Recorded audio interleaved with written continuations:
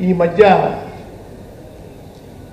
మన ప్రముఖ సినీ నటులు పవన్ కళ్యాణ్ గారు మాట్లాడే తీరు చూస్తూ ఉన్నారు.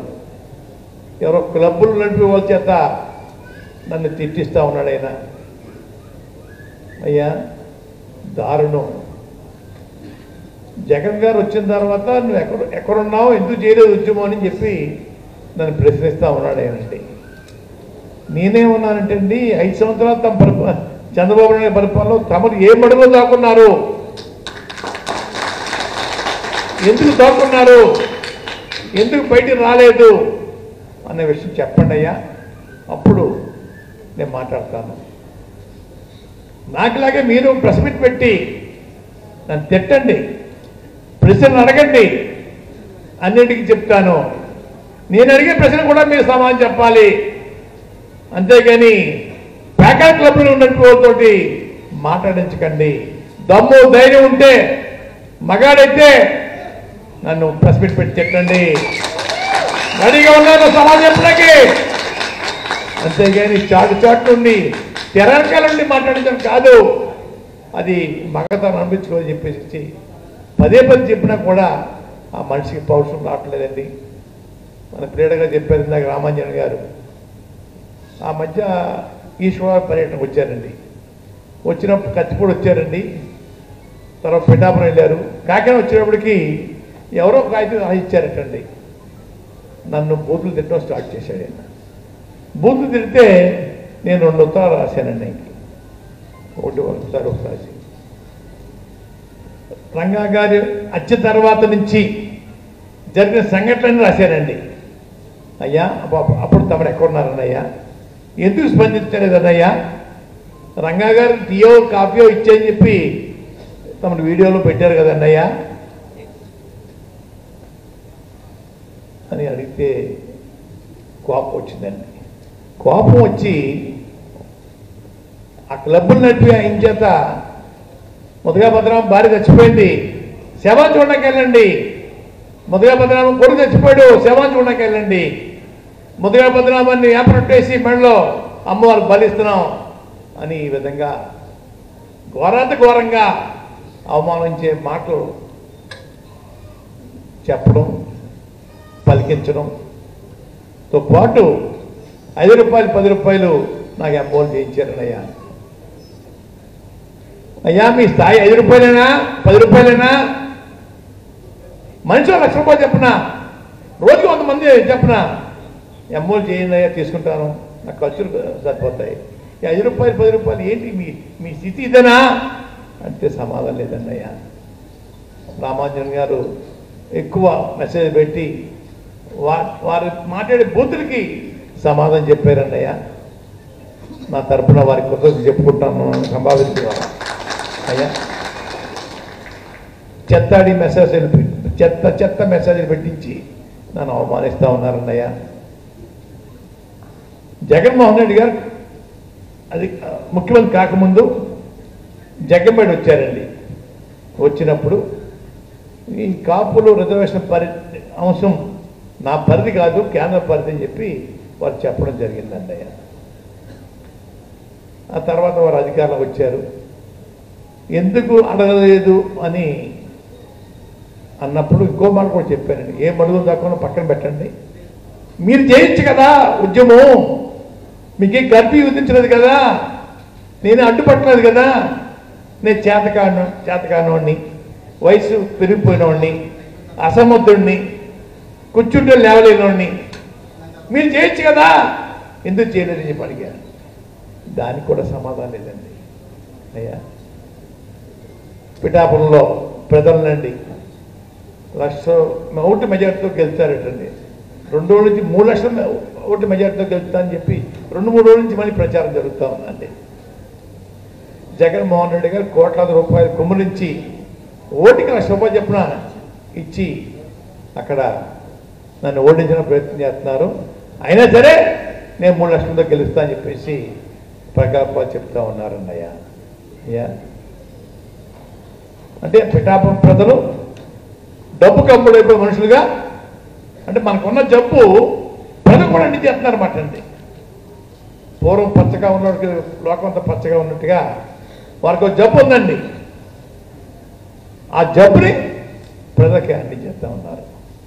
ఇంకో మాట చెప్తా ఉన్నారు ఈ మధ్యనండి, వారు గెలిస్తే స్వచ్ఛమైన లిక్కరు తాగడానికి తెస్తారటండి. ఆయన స్వచ్ఛమైన లిక్కరు తాగడానికి అంటే అందరినీ తాగుబోతుంది చేస్తారన్నమాట. అంటే ఏదో స్కూల్ కట్టిస్తాను, బరి కట్టిస్తా, రోడ్డు వేయిస్తాను, లేకపోతే వాటర్ ట్యాంక్ కట్టిస్తాను, పిల్లలకు ఉద్యోగం కోసం పరిశ్రమ పెట్టిస్తాను చెప్పాలి తప్ప స్వచ్ఛమైన లిక్కరు ఆ అధికారులకు వచ్చి తెస్తారటయ్యా.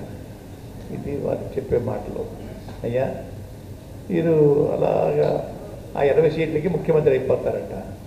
ఎలా ముఖ్యమంత్రి అవుతారు సార్? చంద్రబాబు నాయుడు గారు వారి అబ్బాయి గారి చేత పాదయాత్ర చేయించారండి. దేనికోసం అండి? పవన్ కళ్యాణ్ ముఖ్యమంత్రి చేయడం కోసం చేశారు ఆ పాదయాత్ర. వారి అబ్బాయి గారి కోసం చేసుకున్నారు.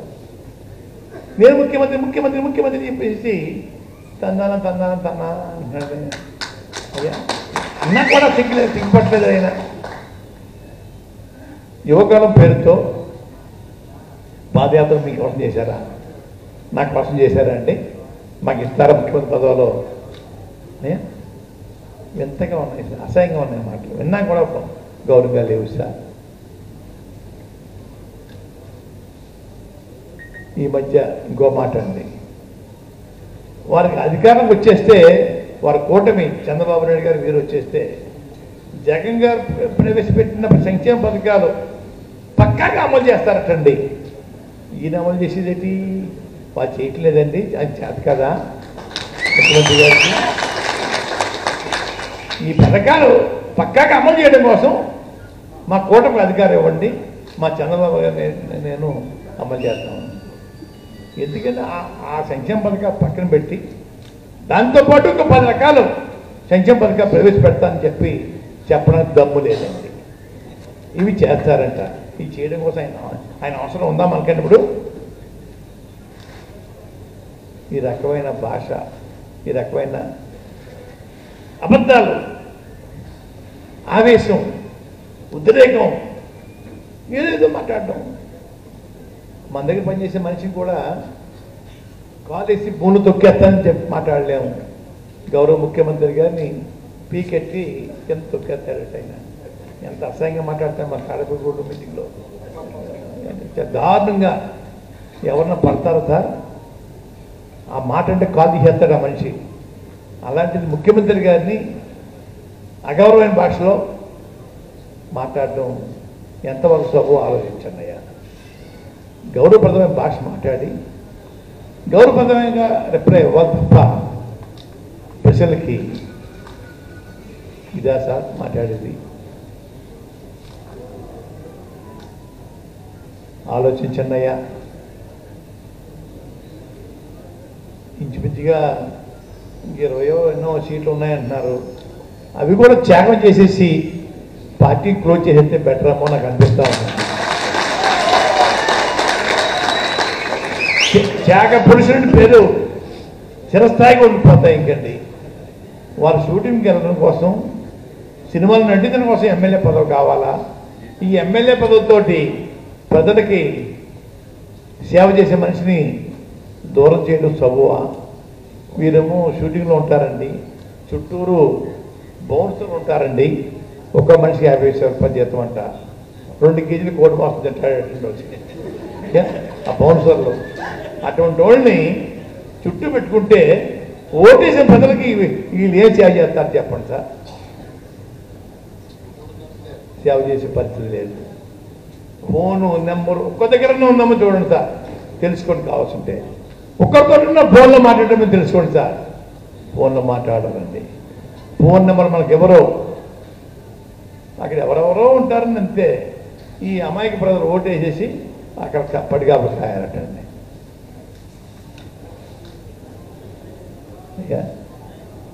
ఇది వారు మాట్లాడే విధానం.